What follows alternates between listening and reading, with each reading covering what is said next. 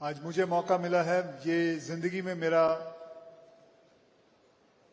Second time है जो मैं किसी का इंटरव्यू ले रहा हूं। पहली बार मुझे मौका मिला था प्रधानमंत्री जी का इंटरव्यू लेने के लिए, और अब मुझे हमारे चीफ मिनिस्टर साहब का इनका इंटरव्यू लेने का मौका मिला है। तो सर, मैंने उनसे एक क्वेश्चन किया था प्रधानमंत्री जी से कि आप आम कैसे खाते हैं, तो लोगों ने मजाक उड़ाया था। लेकिन सर, मैं नहीं सुधरूंगा।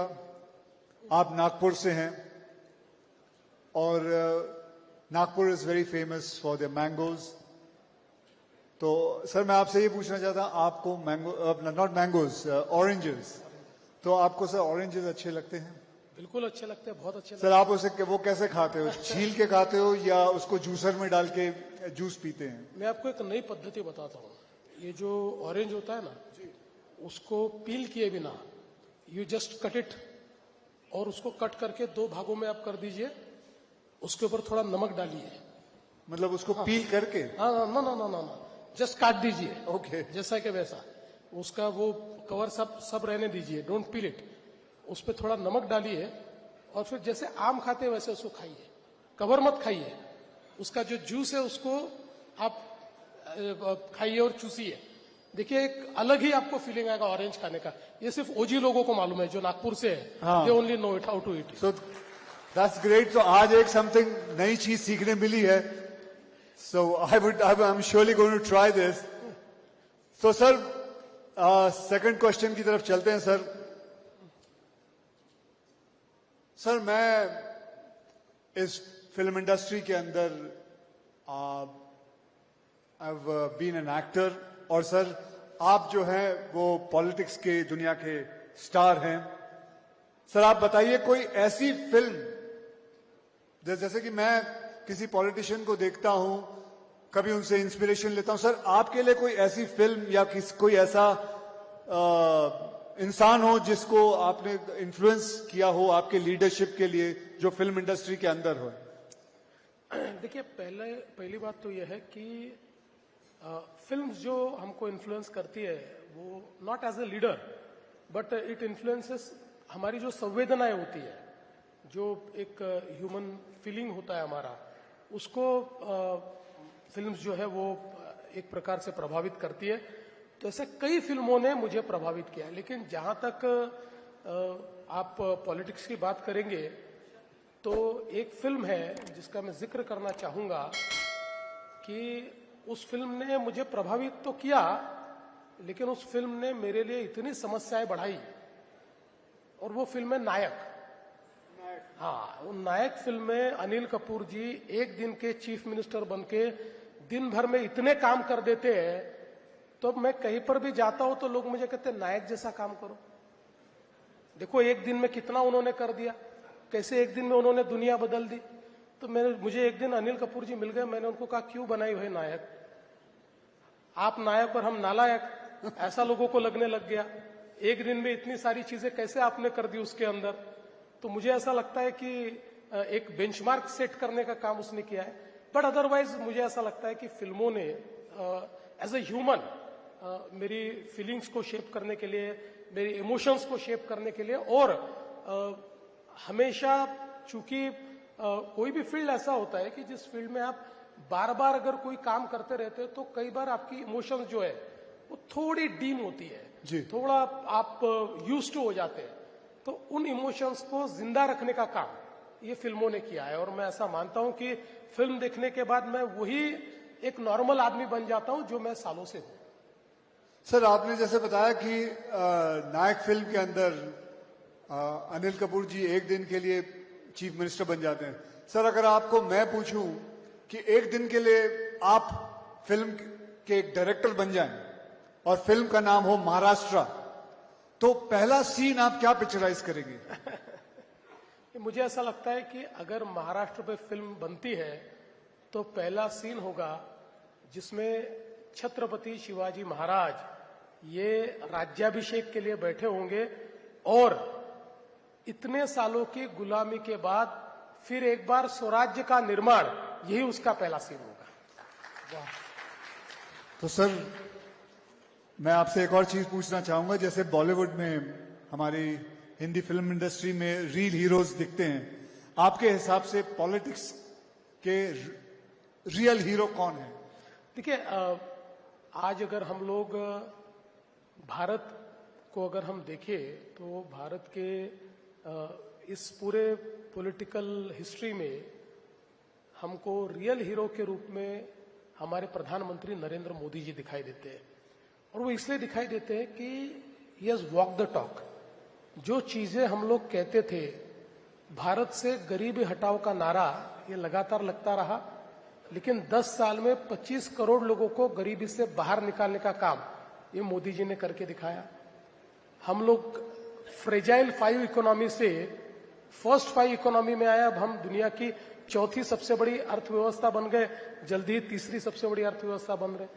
आज चाहे वो टेक्नोलॉजी का क्षेत्र हो, चाहे वो डिफेंस मैन्युफैक्चरिंग का क्षेत्र हो, चाहे वो एवीजीसी का क्षेत्र हो, हर क्षेत्र में भारत वर्ल्ड से कॉम्पीट कर रहा है।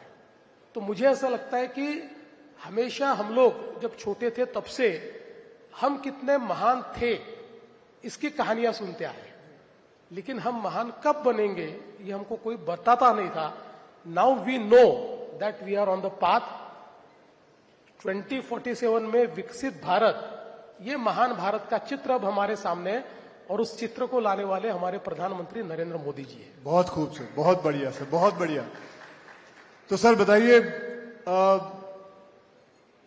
आज ये फिक्की का प्रोग्राम है, तो इसके अंदर एक ऐसा प्रश्न पूछना चाहता हूं सर आपको कि अगर आपको एक एलिवेटर पिच, यानी कि एक क्विक लेकिन जबरदस्त पिच देनी हो कोई इंटरनेशनल स्टूडियो को महाराष्ट्र में बिजनेस करने के लिए, तो वो पिच क्या, वो क्या बात आप उनको कहेंगे कि वो इंटरनेशनल स्टूडियो यहां आए?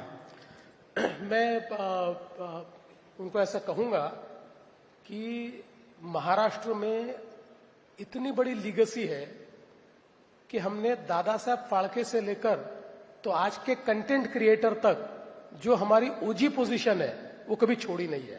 और इसलिए महाराष्ट्र ही ऐसी जगह है जो इन रियल सेंस एक एंटरटेनमेंट का कैपिटल है, ये कंटेंट का कैपिटल है।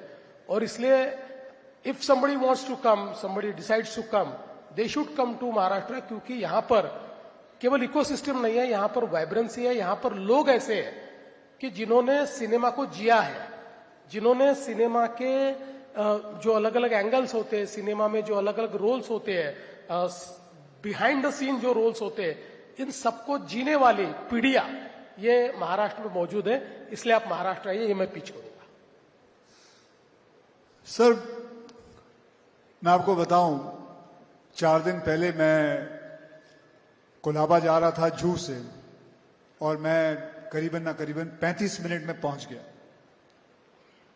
And that is due to the infrastructure what you have created in Maharashtra. मुझे याद है कोलाबा में शूटिंग होती थी, मैं जू पे रहता हूं, मैं शेव करके निकलता था, वहां पहुंच के मुझे फिर शेव करना पड़ता था, इतना वक्त लग जाता था। तो अब मैं बहुत जल्दी पहुंचने लग गया हूं। आपने साउथ बॉम्बे पहले अलग होता था, नॉर्थ बॉम्बे अलग होता था, आपने इन दोनों बॉम्बे को मिला दिया, दोनों मुंबई को मिला दिया, and now we are one Mumbai because of the infrastructure what you have created. तो ये इस पे तो आपने सर इतना बढ़िया काम कर रहे हो और हो रहा है। सर मेरी एक आपसे दरखास्त है, आपकी जो दृष्टि है हमारे फिल्म सिटी जो गोरेगांव में है, करीबन 550 एकड़ जमीन है, सर उस पे दृष्टि डालें, उसको भी जिस हिसाब से आपने मुंबई को चेंज किया है, मैं आपसे दरखास्त करूंगा उसको भी चेंज करें। तो उसके बारे में कुछ आप कहना चाहेंगे? नहीं, बिल्कुल, आपने बहुत ही अच्छी बात कही है। देखिए, एक रिग्रेट जो मेरा है अपने लिए वो ये है कि during my tenure between 14 and 19 मेरी बड़ी इच्छा थी कि मैं फिल्म सिटी को एक बहुत ही वाइब्रेंट इंटरनेशनल फिल्म इकोसिस्टम में परिवर्तित करूं।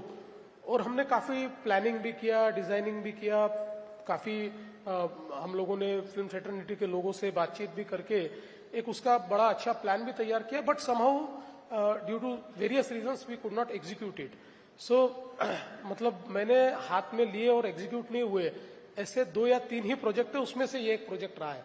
लेकिन नाउ इन दिस रेजिम ये मैंने तय कर लिया है कि इस फिल्म सिटी को एक वर्ल्ड क्लास, टॉप क्लास जो फिल्म इकोसिस्टम है उसमें हम लोग कन्वर्ट करेंगे। वैसे भी अब हमारी फिल्म सिटी में IICT आ रहा है, तो Indian institute of creative technology, और उसके साथ साथ अभी बहुत अच्छे स्टूडियोज जो स्टेट ऑफ आर्ट है, जो क्योंकि फिल्म मेकिंग तो पूरा बदल रहा है अभी, VFX के कारण बहुत सारी चीजें बदल रही है, पोस्ट प्रोडक्शन और एडिटिंग में बहुत बड़े पैमाने पर बदलाव आ रहा है। AI भी बहुत मुझे ऐसा लगता है कि फिल्म्स को प्रभावित कर रहा है। लोकेशंस कहीं पर भी क्रिएट की जाती है, ये जो हमारा हरा पर्दा होता है ये हर चीज को बदल देता है। तो ये सारी चीजों को अकाउंट फॉर करने वाला एक इकोसिस्टम हमको तैयार करना है, और उसके लिए हम लोगों ने ऑलरेडी तैयारी कर दी है। मैं ऐसा मानता हूं कि with in a years time हम लोग ये ट्रांसफॉर्मेशन शुरू करेंगे, और उसके बाद के 4 सालों में इस पूरे एरिया को हम ट्रांसफॉर्म करेंगे। जैसे दुनिया में कई देशों में वहां के स्टूडियोज को, वहां की फिल्म इकोसिस्टम को, वहां के सारा कंटेंट क्रिएशन को एक आइकॉनिक ऐसी दुनिया में एक नाम मिला हुआ है, इसी प्रकार का नाम, जो चूंकि ये फिल्म सिटी ऐसी है कि देश की क्लासिकल फिल्में सारी जो ओल्ड क्लासिक्स है ये सब यहाँ पर शूट हुई है। लेकिन आज मैं जानता हूं कि फिल्में वहां शूट होती है, लेकिन अलग अलग जगह भी होती है। आज अगर हम लोग मीरा भाईंदर की तरफ चले जाए तो इतने वहां पर बड़े बड़े ये स्टूडियोज तैयार हो गए, हालांकि वहां कोई बहुत सुविधाएं नहीं है, मतलब कई बार बिना सुविधाओं के भी वहां शूटिंग होती है। तो इसका सीधा कारण है कि जो इकोसिस्टम हमने देनी चाहिए थी वो हम नहीं दे पाए, इसलिए इस प्रकार की इकोसिस्टम मशरूम हो रही है।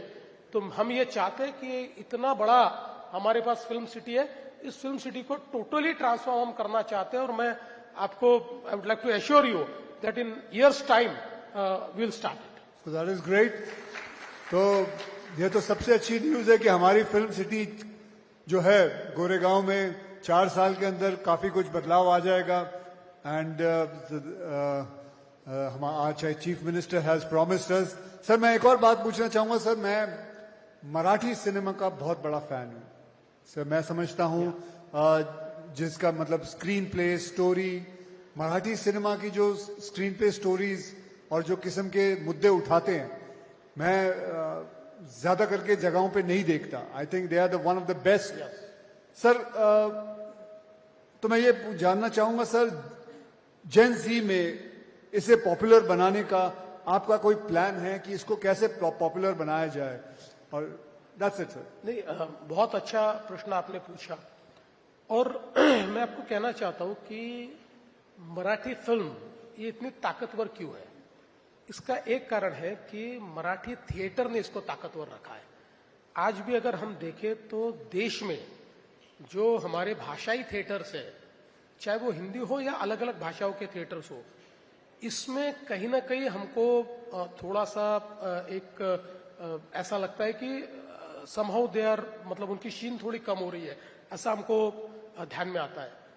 पर मराठी थिएटर इतना इनोवेटिव रहा है कि उसने मुझे ऐसा लगता है कि एक क्रिएटिविटी की या अभिव्यक्ति की जो मिसाल मराठी थिएटर ने कायम की। और आज भी आप देखिए मराठी जो हमारे ऑडियंस भी है वो भी बड़ा वाइब्रेंट ऑडियंस है। आज भी महाराष्ट्र में इतने मराठी नाटक तैयार होते हैं और उन नाटकों को देखने के लिए आज भी भीड़ लगती है, हाउसफुल नाटक चलते हैं। कई लोगों ने तो 10-10 हजार शोज का वर्ल्ड रिकॉर्ड तैयार किया हुआ है। तो ये जो चीजें हैं इसके कारण वही क्रिएटिविटी आज हमको मराठी फिल्म में भी देखने को मिलती है। और आपने जो कहा तो मुझे ऐसा लगता है कि आप देखिए नटरंग जैसा एक फिल्म आती है, या पुरानी जो थीम्स है उसके ऊपर फिल्म, अभी दशावतार का एक ये चल रहा है थिएटर में भी नए, मतलब जो बहुत ओल्ड इस प्रकार के सखाराम बाइंडर जैसा एक शो अगर शुरू हो जाता है तो उसको जेन ज़ी भी मराठी की ये लाइक कर रही है। आज उसके ऊपर लोगों को वो चीजें पसंद आ रही है। तो मुझे ऐसा लगता है कि ये जो मराठी ऑडियंस है, स्पेशली जेन ज़ी जो है, ये अभी फिल्मों से जुड़ रहा है। देखिए एक ये जो क्रिएटिविटी बड़े पैमाने पर जो मराठी में हमको दिखाई पड़ती है, उसमें निश्चित रूप से मुझे ऐसा लगता है कि उसको आज मतलब एक समय ऐसा था कि हमारे मराठी फिल्म्स को कई बार थिएटर मिलने में तकलीफ होती थी, और कोई ब्लॉकबस्टर फिल्म आ जाए तो मराठी फिल्म का रिलीज रोकना पड़ता था। पर आज ऐसी स्थिति है कि एक ही दिन 2 मराठी फिल्में रिलीज होती है और दोनों ब्लॉकबस्टर हो रही है, दोनों बिल्कुल लोगों को पसंद आ रही है। तो ये एक बहुत बड़ा काम हो रहा है, और हम भी एज ए गवर्नमेंट, हमारा भी ये प्रयास है कि हम लोग मराठी फिल्म इंडस्ट्री को मदद करें। इसलिए कई योजनाएं भी महाराष्ट्र सरकार की ओर से हम चला रहे हैं कि जिससे हमारी मराठी फिल्म इंडस्ट्री को बूस्ट मिले। लेकिन आपने एक बहुत अच्छा मंत्र मुझे दिया है। देखिए, हमने कोई बहुत specific effort to connect Gen Z with Marathi films हमने नहीं किया है, और आज आपने मुझे एक नया मंत्र दिया है, how to connect Gen Z to Marathi films. अब इसके ऊपर मैं वर्क करूंगा।